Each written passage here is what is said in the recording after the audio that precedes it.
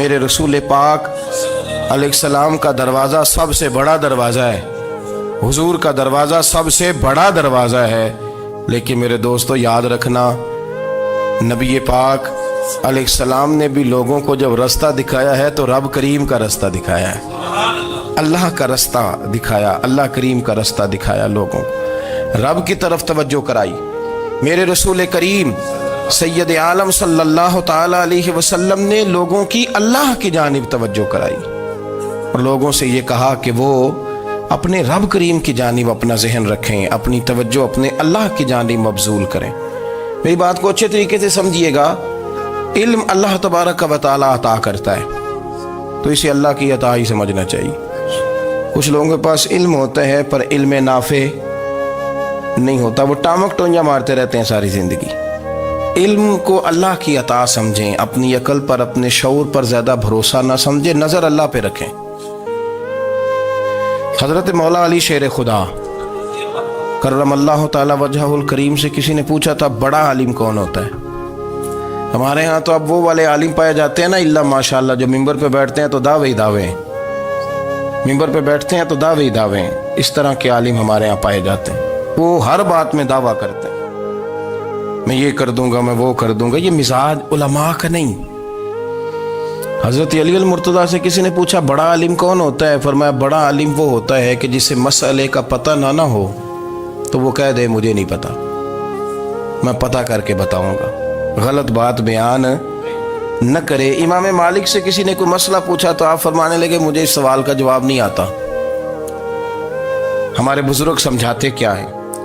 وہ کہنے لگا آپ اتنے بڑے امام ہیں تو اس سوال کا جواب نہیں آتا۔ فرمانے لگے اگر مجھے ہر سوال کا جواب آتا پھر تو میں خدا ہوتا، مجھے ہر سوال کا جواب نہیں آتا، مجھے تو اتنا آتا ہے جتنا میرے رب نے مجھے عطا کر دیا ہے۔ اپنی نظر اللہ پہ رکھیں، نکل آئیں اس معمے سے باہر کہ میں کوئی بلا ہوں، مجھے بڑا پتہ ہے، میرے پاس 6 ڈگریاں ہیں، مجھے 10 جگہ پہ تدریس کا شغف حاصل ہے، اس سے نکلیں باہر۔ قرآن مجید دیکھیے گا، اللہ تعالیٰ نے ارادہ قدرت فرمایا کہ میں حضرت آدم کو بناؤں گا، پھر بنانے کے بعد فرمایا فرشتوں سجدہ کرو آدم کو، سب نے سجدہ کیا الا ابلیس ابا واستکبر وکان من الکافرین، سب نے سجدہ کیا سوائے ابلیس کے، اس نے انکار بھی کیا، تکبر بھی کیا اور کافروں میں سے ہو گیا۔ تو یہ جب اللہ تعالیٰ نے سجدہ کرایا تو کیسے کرایا؟ اللہ تبارک و تعالیٰ نے نا حضرت آدم کو علم سکھایا خود، وعلم آدم الاسماء کلہا، خود اللہ فرماتے ہیں کہ میں نے جناب آدم علیہ السلام کو تمام اشیاء کے نام سکھائے، سب اشیاء کے نام سکھائے۔ تو وہ چیزیں پھر میں نے نا، اللہ فرماتے ہیں میں نے فرشتوں پہ پیش کی، میں نے کہا کہ بتاؤ ان کے نام کیا ہے، تو فرشتوں نے جو جواب دیا ہے وہ سمجھنے والا ہے۔ اللہ نے چونکہ خود علم سکھایا تھا حضرت آدم کو، جناب آدم سکھایا تھا لیکن فرشتوں کو نہیں سکھایا تھا، تو اللہ کریم نے فرمایا فرشتوں اب یہ بتاؤ ان چیزوں کے نام کیا ہیں؟ تو فرشتے کیا کہتے ہیں؟ فرشتے عرض کرتے ہیں قالوا سبحانک لا علم لنا۔ آپ کبھی یقین کریں اس چیز کی لذت لیں تو مزہ آ جائے۔ کہا قالوا سبحانک، کہنے لگے تو پاک ہے، قالوا سبحانک، کہنے لگے تو بھئی آدم علیہ السلام کو نام سکھا لیے، پھر فرشتوں کے سامنے وہ چیزیں پیش کر کے کہا ان چیزوں کے نام بتاؤ، تو فرشتے کیا کہتے ہیں؟ کہتے ہیں قالوا سبحانک، تو پاک ہے، لا علم لنا، ہمارے پاس کوئی علم نہیں، الا ما علمتنا، ہمیں تو اتنا پتہ ہے جتنا تو نے ہمیں سکھا دیا، ہمیں تو اتنا پتہ ہے جتنا تو نے ہمیں، لا علم لنا، ہمارے پاس کوئی علم نہیں ہے، اتنا ہی پتہ ہے جتنا تو نے ہمیں سکھا دیا ہے، اس سے زیادہ ہمارے پاس علم۔ اور یہ کیوں تو نے ہمیں جتنا سکھایا اتنا پتہ ہے؟ فرشتے یہ نہیں کہتے یا اللہ تو زیادہ سکھا، آدم کو دیا تو ہمیں بھی دے، یہ نہیں فرمایا، فرمایا انک انت العلیم الحکیم، اے اللہ تو علم والا بھی ہے اور حکمت والا بھی ہے، تجھے پتہ ہے کس کو کتنا دینا ہے، جتنا تو نے مناسب سمجھا جناب آدم کو دیا اور جتنا تو نے بہتر سمجھا وہ تو نے ہمیں عطا فرمایا۔ تو اگر آپ کے پاس علم ہے، کہیں نالج ہے، اس کو اللہ کی عطا سمجھے۔ ہمارے ہاں بہت سارے لوگ بن کے بیٹھ جاتے ہیں، میں اکثر کہتا ہوں کہ پھر وہ دعوے کرتے ہیں میرے علاقے والے جاہل ہیں، میرے شہر والے جاہل ہیں، میرے خاندان والے پڑھے نہیں، یہ آپ کا دعویٰ ہے، یہ آپ کو خراب کر دے گا۔ ہم نے بہت سارے ایسے لوگ دیکھے جو بہت بڑے عالم تھے، لیکن اللہ جب لینے پہ آیا تو عقل ہی لے گیا، شعور ہی چلا گیا، حافظے ختم ہو گئے۔ آپ دیکھتے ہیں بڑھاپے میں کچھ لوگ ایسے ہوتے ہیں کہ جن کو یہ بھی یاد نہیں رہتا کہ میرا نام کیا ہے، میں کہاں ہوں، مجھے کدھر جانا ہے۔ تو اس وقت سے اللہ کی پناہ مانگیں اور اپنی نظر اپنے رب کریم کی جانب رکھیں، اللہ کی جانب اپنی نظر کو مبذول رکھیں۔ دوسری بات، علم کے بعد ایک چیز آتی ہے جس کا نام ہے ہدایت،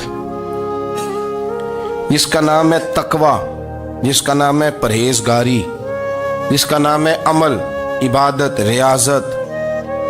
یہ بھی اسی وقت ہی نصیب ہوتی ہے جب میرا رب کریم نصیب فرما دیتا ہے۔ ہم نے نا نیکی کا اپنا اپنا سٹیٹس بنا لیا ہے، اپنا اپنا معیار بنا لیا ہے۔ کچھ لوگ کہتے ہیں کہ جناب مسجد میں سیمٹ کا توڑا دینے سے بہتر ہے کسی غریب کو آٹے کا تھیلا دے دو۔ اب اس نے اپنا مزاج بنا لیا نا نیکی کا، اس نے اپنا سٹیٹس بنا لیا۔ میرا یہ سوال ہے کہ نبی پاک صلی اللہ تعالیٰ علیہ وسلم جب مدینہ شریف آئے تھے تو حضور نے سب سے پہلے غریبوں میں آٹا تقسیم کیا تھا کہ سب سے پہلے مسجد بنائی تھی؟ کیا عجیب لوگوں کا رنگ ہے، اپنی مرضی کی ہدایت، اپنی مرضی کا تقویٰ، اپنی مرضی کا معیار۔ مسجد کوئی بڑا چھوٹا خطیب بھی میری طرح کا ہو نا تو وہ مسجد میں بیٹھ کے جب نبی پاک کی بات کرتا ہے تو کہتا ہے میرے رسول پاک غریبوں کا سہارا بن کے آئے۔ وہ غریبوں کی بات کرتا ہے، مسکینوں کی، لاچاروں کی، کمزوروں کی بات۔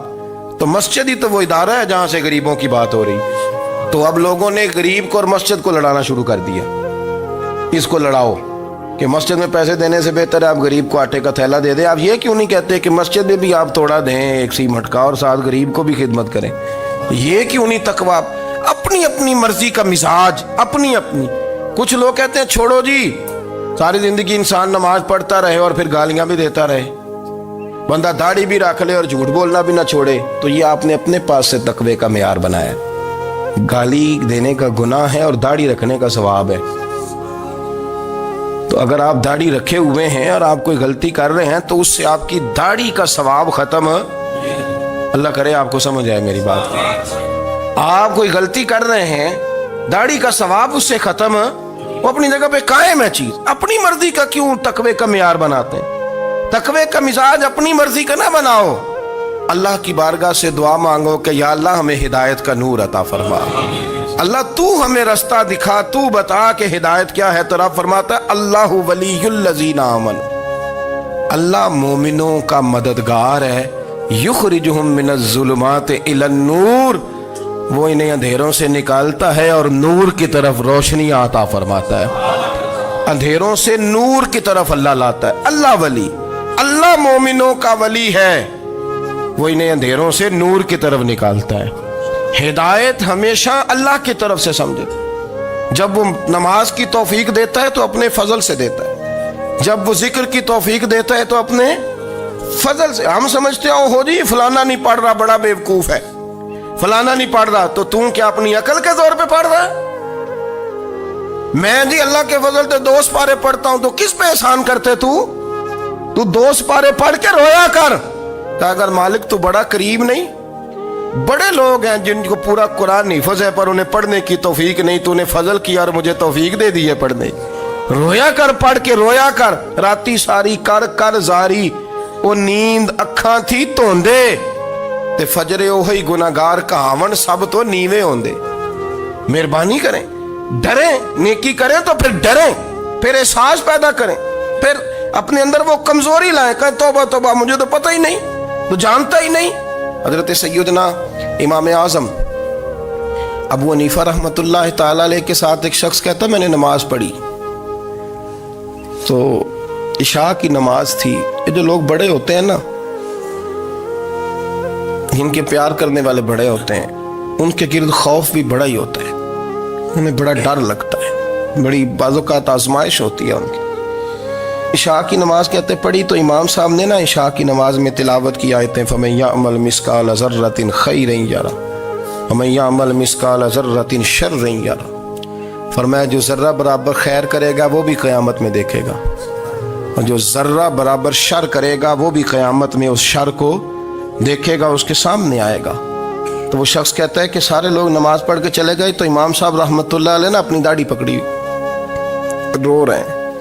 کہتے ہیں وہ ذرہ برابر نیکی کا بدلہ دینے والے، وہ ذرہ برابر شر پہ سزا دینے والے میری سفید داڑھی کو دیکھ. مالک میرے ذرے ذرے سامنے نہ لانا، لوگ تو میری بڑی قدر کرتے ہیں دنیا، میں تو بڑا پہچانا جاتا ہوں، لوگ تو میری راہوں میں پھول لیے کھڑے ہوتے ہیں، مجھے بڑا نوازتے ہیں. قیامت میں رسوا نہ کر دینا، میرے لیے مشکل ہو جائے گی. وہ کہتے ہیں میں نے امام صاحب کا درد دیکھا، مجھے کوئی کام تھا تو میں چلا گیا. میں نے کہا کہ وہ اس وقت اللہ کے حضور حاضر ہیں تو میں دوبارہ آؤں گا. کہتے ہیں میں تہجد کا وقت آیا تو امام صاحب وہیں بیٹھے تھے اور ان کی داڑھی آنسوؤں سے بھری ہوئی تھی اور زور سے داڑھی پکڑی ہوئی. کہنے لگے مالک رسوا نہ کر دینا، قیامت میں رسوا نہ کر دینا. یار جو ہدایت یافتہ لوگ تھے وہ تو ڈرے ہوئے تھے، وہ تو سہمے ہوئے تھے، وہ تو کہتے تھے یہ اس کا فضل نہیں، اس نے بلا لیا، یہ اس کا کرم نہیں.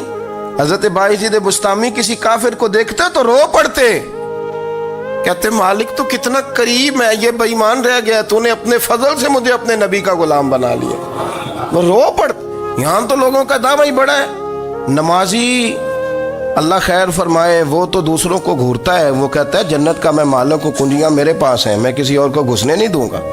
اور اگر 2-3 حج کر لے تو پھر تو وہ کہتا ہے کہ اب میرے سے پوچھ کے لوگ جنت میں جائیں گے معاذ اللہ.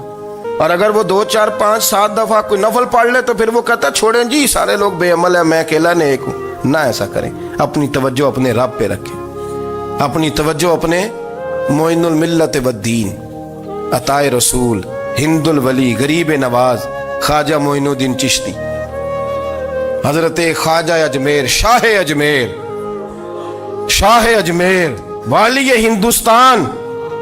آخری عمر میں نا سارا دن روتے گزر جاتا، ساری رات روتے گزر جاتے، ذرا سی کوئی بات کرتا تو رو پڑتے، آنکھیں آنسوں سے بھری رہتی. کئی دفعہ اپنے بھی پریشان ہو جاتے ہیں نا کہ یار تو ایک بات کی جان ہی نہیں چھوڑ رہا.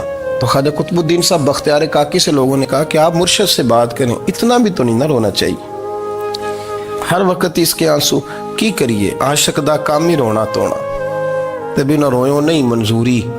یہ عاشق سدا ہی روندا رہندا ہے، پاویں وصل ہوئے تے پاویں دوری.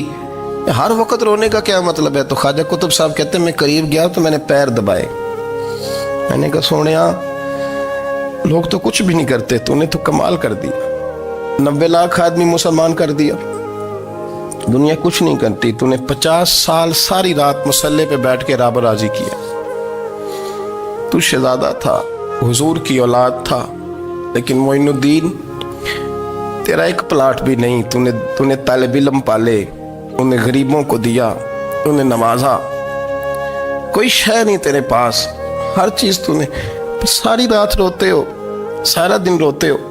تو خواجہ قطب الدین صاحب کہتے ہیں میں نے جب عرض کیا تو خواجہ صاحب مجھے گلے لگا لی، چیخ مار کے روئے، کہنے لگے قطب الدین پتر داڑھی سفید ہو گئی، جانے کا وقت آ گیا، جو تو نے نیکیاں گنوائی ہیں وہ ہیں صحیح میرے پاس، پر یار کی بارگاہ میں پیش کرنے کے قابل ایک بھی نہیں. تو بارگاہ تو دیکھ کتنی بڑی ہے، رسول کریم کی بارگاہ میں پیش کرنے کے قابل ان میں سے ایک بھی نہیں. تو آستانہ دیکھ کتنا بڑا ہے، کیا پیش کروں گا، کیا عرض کروں گا حضور کی بارگاہ میں، کس طرح. وہ یار جو بڑے تھے وہ تو ڈرے ہوئے تھے، سہمے ہوئے تھے، وہ تو بڑی آزمائش میں تھے، لیکن میرا اور آپ کا رٹا 2 نمازیں پڑھ کے 6 نمازوں کا دعویٰ کرنا اور لمبی چوڑی کہانیاں بنانا اور اپنے منہ سے اپنی تعریفیں کرنا، اس سے تھوڑا باہر آئیں. رزق بھی میرا اللہ ہی دیتا ہے، علم بھی اللہ دیتا ہے، رزق بھی. بڑے بڑے فقیروں کو مالدار ہوتے دیکھا،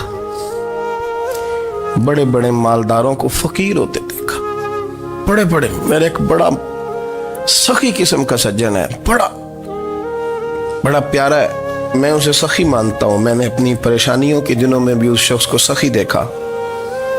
ایک دن رات کو مجھے ٹیلی فون کر کے کہنے لگا کدھر ہو؟ میں نے کہا میں گھر ہوں. نہیں اکثر سفر میں ہوتے ہو نا؟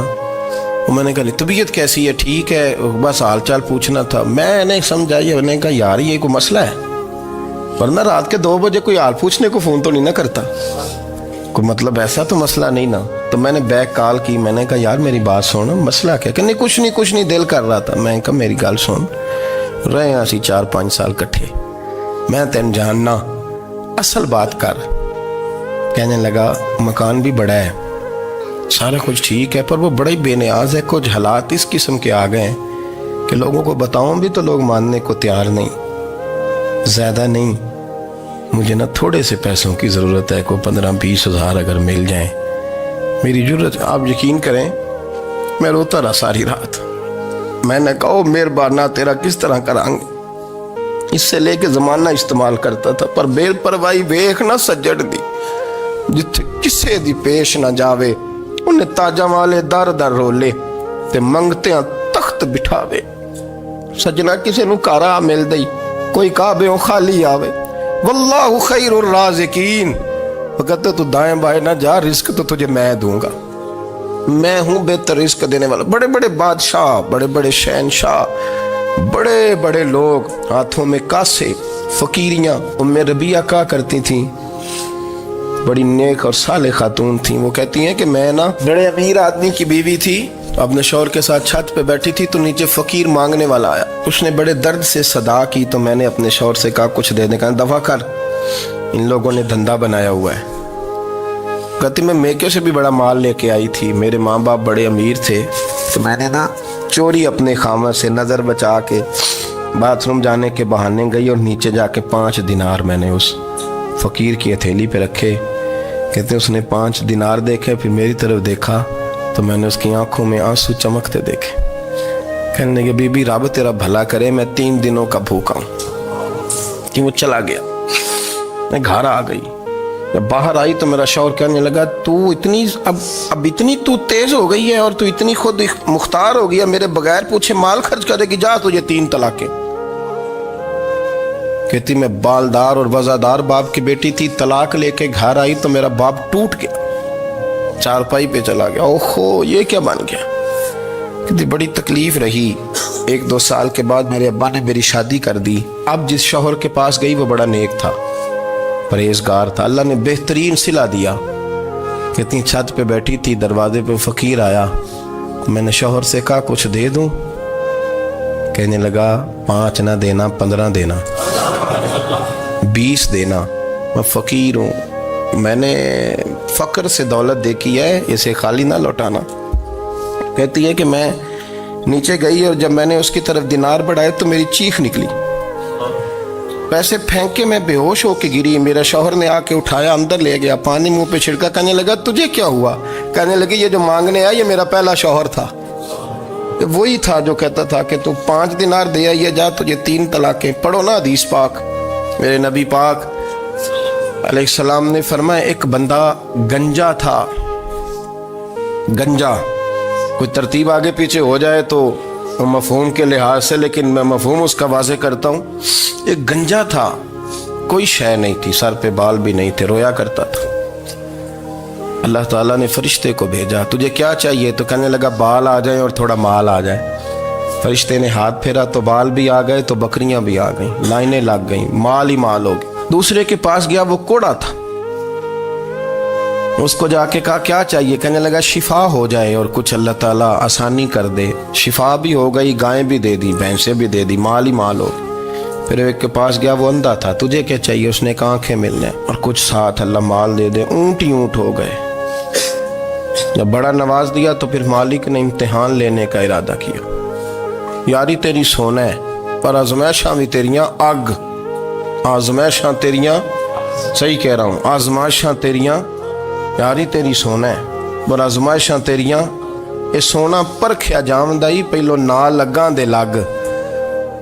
अल्लाह ने फरमाया आजमाइश करो। सबसे पहले गंजे के पास आए, उसे कहा अल्लाह के रास्ते में कुछ दे। कहने लगा मेरे खर्चे ही बड़े, देखो तो सही कितनी मुश्किल में वक्त गुजारता हूँ, हाल ही कोई नहीं। तो उसने कहा मैंने तो सुना है तू गंजा और भूखा नंगा था। कहने लगा मैं तो जल्दी पुश्ती रही से आजम हूँ, तुझे किस पागल ने कहा है, भाग जा। उसने कहा अच्छा जैसे तू था वैसे ही हो जाए। खेत खलियान उजड़ गए, फिर से गंजा हो गया। हुजूर अलैहिस्सलाम फरमाने लगे, फिर वो उसके पास गया जो कोड़ा था, उसे कहा कुछ दे। कहने लगा खर्चे ही बड़े, اب پوچھ لیں کسی امیر آدمی سے، کہے گا چکی کے نیچے ہاتھ ہے میرا، میرے سے زیادہ تو اب پریشان بندہ ہی کوئی نہیں۔ کیا بتاؤں آپ کو، اتنا ٹیکس ہے، اتنا جرمانہ ہے، فلانی شے، بڑا کچھ گنواتے ہیں لوگ۔ اس نے کہا میں نے تو سنا تو پہلے کوڑا تھا۔ اس نے کہا جا دوڑ جا، میں تو رئیس اعظم ہوں، دادا بھی پردادا بھی اور ساری نسل ہی۔ اس نے کہا اچھا جیسے تو تھا ویسے ہی ہو جائے۔ پھر وہ گیا اندھے کے پاس اور جا کے کہا اللہ کے نام پہ کچھ دے۔ تو کہنے لگا رب کے نام پہ؟ یہ کھڑے ہیں اونٹ جتنے تیرے دل کرے لے دا۔ اس نے کہا کیا معنی اس بات کا؟ کہنے لگا یار تجھے کیا بتاؤں، میں تو اندھا تھا، میں نے تو کبھی دنیا دیکھی نہیں تھی، پھر اس کریم نے فضل کیا تو مجھے بڑا کچھ دکھایا۔ میں کیا بتاؤں، میرا دل کر رہا ہے کہہ دوں کہ پھر اس نے کعبہ دکھایا، پھر اس نے روضہ رسول دکھایا، پھر اس نے ریاض الجنہ کے سجدے دکھائے، پھر اس نے اپنے محبوب کے دروازے کی رونقیں دکھائیں۔ اس نے بڑا کچھ دیا، اس نے بڑا نوازا۔ میرے پاس تو شاید میں بدکار پرانا خادم، کسے در ملی نہ ٹوئی، ایت واصف یار نے نظر جو کی تھی، پھر واصف ہی ہوئی۔ یہ تو اس کا کرم ہوا۔ تو یہ وہ کہنے لگا تو اللہ کے نام پہ جان مانگ، میں وہ بھی دینے کو تیار۔ میرے پاس تو شے کوئی نہیں تھی، مجھے تو اپنا پتہ ہے، میں تو کوئی شے نہیں تھا، کچھ نہیں تھا میرے پاس۔ یہ تو ان کا کرم ہے کہ رخ ان کا ادھر ہے، اور مختصر سی میری کہانی ہے، یہ جو بھی ہے ان کی مہربانی ہے۔ تو وہ کہنے لگا میں بھی کچھ لینے نہیں آیا تھا، تیری آزمائش ہی کرنے آیا تھا، تیری عزتیں بھی سلامت رہیں گی، تیرا مال بھی سلامت رہے گا، تیری شفا بھی۔ اپنی زندگی میں کبھی بھی اللہ کی بارگاہ سے توجہ ادھر ادھر نہ کریں، چھوڑیں لوگ کیا کر رہے ہیں، دنیا کیا کہہ رہی، کبھی بھی اپنی توجہ دائیں۔ ہمارا یہ مسئلہ بن گیا کہ ہماری سیاست ہے، ہماری دنیا داری ہے، ہم بندوں کو راضی کرنا چاہتے ہیں، ہم دیکھتے ہیں کون کس طرح، اور آپ یقین کریں آپ تھک جائیں گے، بندے راضی نہیں ہوں گے، وہ نہیں راضی ہوتے۔ آپ ان کو منا کے لائیں گے تو ادھر والے نکل جائیں گے، ادھر کو منائیں گے تو ادھر والے نکل جائیں گے۔ اس چکر سے باہر آئیں، اس رب کو راضی کریں جو فرماتا ہے ان الذین آمنوا وعملوا الصالحات سیجعل لهم الرحمن ودا۔ فرمایا تو ایمان لانے کے بعد نیک عمل کر، میں لوگوں کے دلوں میں تیری محبت پیدا کر دوں گا۔ رحمان لوگوں کے دلوں میں محبت ڈال دے گا، اللہ لوگوں کے دلوں میں۔ اپنی نظر ہمیشہ اپنے رب پہ رکھیں، اتنی لمبی چوڑی دنیا داروں سے امیدیں نہ وابستہ کریں۔ میں نے دیکھا ہے لوگ کاسا لیسی کرتے ہیں، کبھی اس کے دروازے پہ کبھی اس کے دروازے پہ۔ ان چکروں سے باہر آئیں اور اپنے رب کی بارگاہ کی طرف توجہ کریں، استغفار شوق سے پڑھا کریں، اور اکیلے میں نہ، اکیلے میں۔ حضرت رئیس المتکلمین مولانا نقی علی خان صاحب رحمۃ اللہ نے لکھا ہے کہ فرعون 500 سال حکومت کر گیا، یہاں تو 5 سال کی حکومت کی پیر لڑکھڑاتے ہیں، 500 سال۔ فرماتے اصل وجہ یہ تھی کہ دنیا جب سو جاتی تھی نا تو اوپر چادر لے کے تو مصلے پہ بیٹھ جاتا تھا اور ہاتھ باندھ کے کہتا تھا رب تو ہی ہے، میرا پردہ نہ کھولنا، مالک تو ہی ہے، کرم نوازی کرنا، میری پکڑ نہ کرنا۔ وہ بے ایمان ہو کے اگر 500 سال ہاتھ باندھے تو گزارا کر لیتا ہے، تو ایماندار ہے۔ پر مسئلہ یہ ہے کہ تو رات کو بکل مار کے ہاتھ نہیں نہ باندھتا، تو منت نہیں کرتا، تو استغفار نہیں کرتا۔ توبہ کریں تو بچے رہیں۔ وہ اتنی لمبی حکومت کر گیا چونکہ رات کو کہتا تھا مالک رب تو ہی ہے، لیکن مہربانی فرما، میری پکڑ نہ فرمایا تو اللہ نے تو اس کو مہلت دے دی۔